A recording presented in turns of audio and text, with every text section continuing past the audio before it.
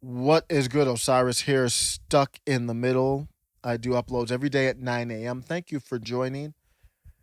I'm recording this on July 3rd, 2021, in the aftermath of there were protests in LA and just competing ideas.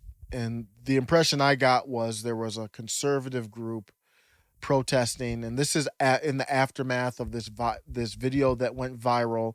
If you think stuff that goes viral online doesn't matter in the real world, you're just completely factually wrong. No one would have known about this if it didn't go viral. This video went viral about a woman in a spa. I'm not getting into it's a gender issue again. I am not touching it. But there's a conservative group that was protesting. I don't know if they had a permit or not. That matters a lot to me if they had a permit or not, but I don't know. I couldn't find out.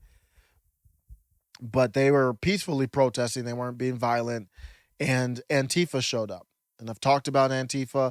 I've talked about my concerns about it. I don't live near the Pacific Northwest, but it's something that our whole country should be concerned about because it doesn't stay there. It can manifest anywhere else in the country and grow. So Antifa came out, and Antifa they agitated the group. They attacked people.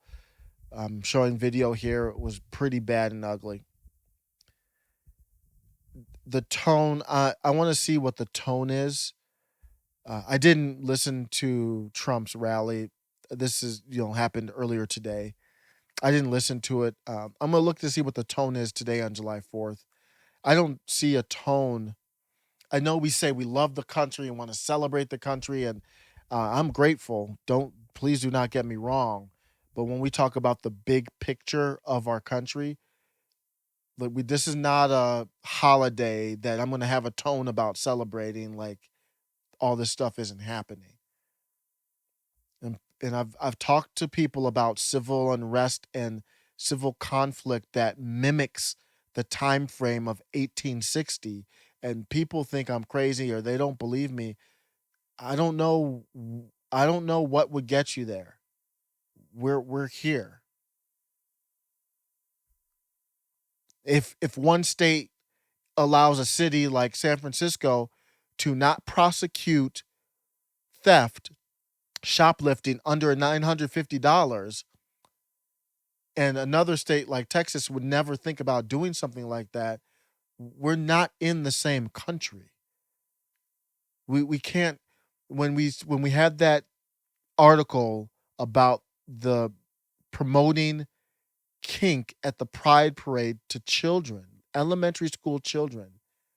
And I said we can't share a government if we can't agree that's not right. That was not a joke. I wasn't joking about that. And we're here.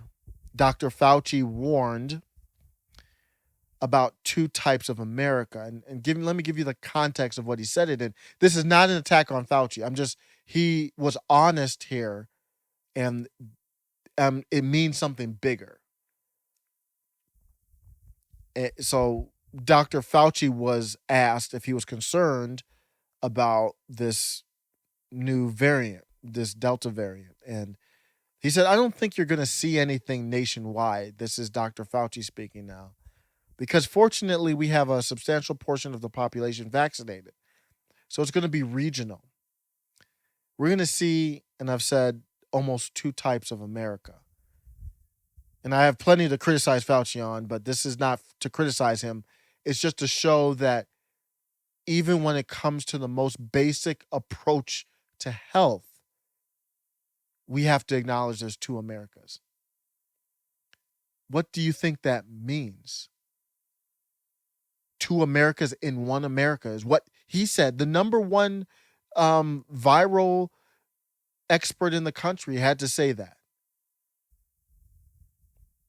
When Dr. Fauci said there's two Americas, it's symbolic of everything.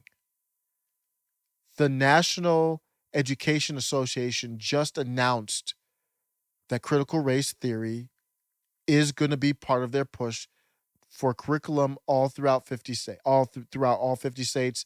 the Joe Biden administration, Joe Biden himself, he supports it as well.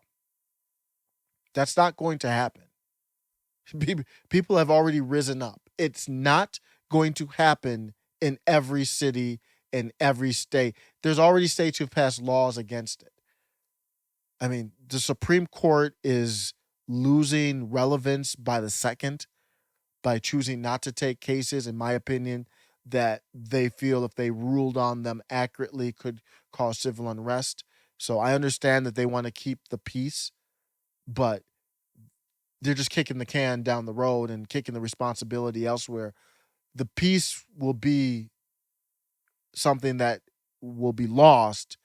It just won't be their fault. That's not courage. That's what July 4th is really about. It's about courage. And I know that we had slaves. So the story of courage isn't just the white now Americans that left England because of censorship, just like we have here in Monarch, because of religion, just like we have here with critical race theory. It's a religion. They had the courage to leave the country and take the risk.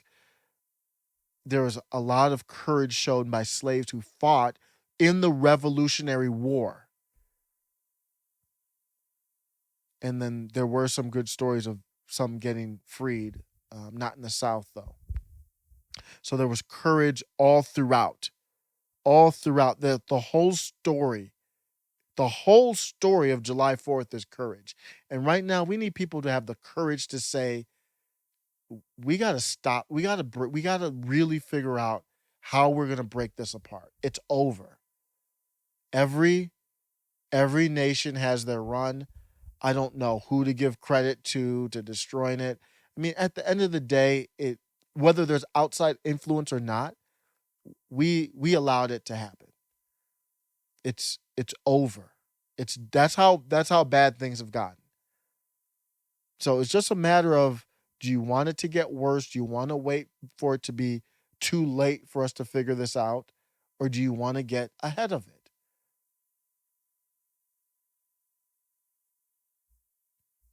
The numbers of people disaffected from the from the establishment, I mean, the number of people disaffected from the establishment, the oligarchy, the people who run this country, people that I don't even know who they are. You might have heard, I purposely don't say the organization's names, even though they are becoming more popular. I'll put a link up here, hopefully, if I go back through, because talking about the establishment is a deep topic. But people are disaffected. They are leaving. Why do you think the news ratings are tanking like we've never seen before in mainstream news? It's state propped up propaganda. We don't need it. We don't believe it. We don't care about it. You can ban everybody off YouTube except them. Then everyone's leaving YouTube. I mean, you might watch Mr. Beast or something like that, or How to Fix Your Toilet. But outside of that, we're done. We're gone. We're going to go to another platform. That's why do you think they want to delete everything, including this video. They want to delete, obviously starting with the millions on millions, like the Crowders and whoever else that is not establishment. Why do you think they haven't done it yet? It would start a little bit of an uprising, but people would just leave and YouTube would fall apart. It's like all of the political part, all the political social stuff would be gone. And don't think if you do finance that you're safe from this too. This AMC GME war going on. It is a economic warfare. That short selling and the fighting that and the apes holding is what they call them. Man, that stuff is still going on. Don't think they don't want to censor you from talking about that too. Are you crazy?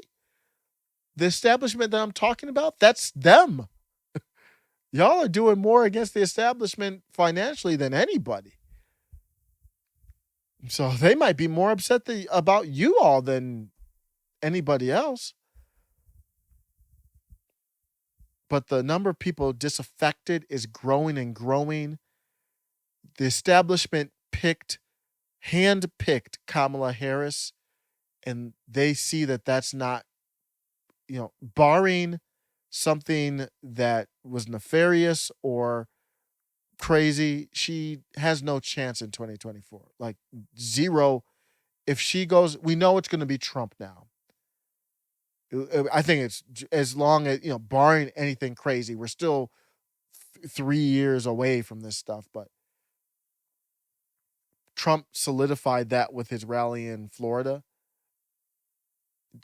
Kamala Harris would have literally a 0% chance of beating Trump at this point. Like, there's no chance of it.